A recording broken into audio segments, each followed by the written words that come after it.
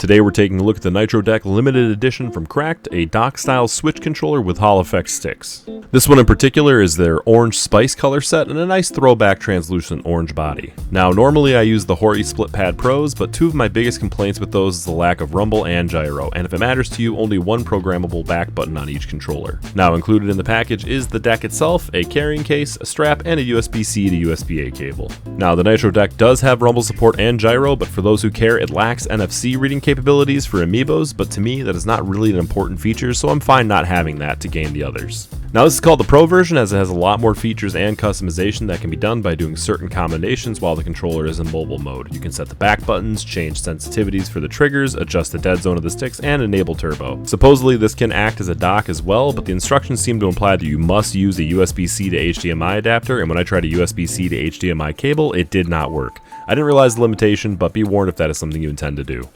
When it comes to actually using the controller as it's intended, I was very happy with this for the most part after making a few tweaks. Out of the box, the triggers had way too long of a travel, which made being responsive and fort sluggish. However, adjusting them to be near hair trigger, I was able to play to my preference.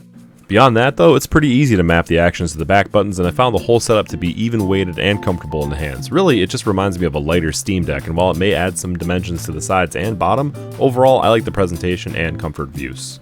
Now, one huge perk that I enjoyed was that the charging port was actually moved to the top in the back, which means that I can plug the system in without the cord sticking right out at the bottom of the system, which always annoyed me when I was playing in bed or laying on the couch.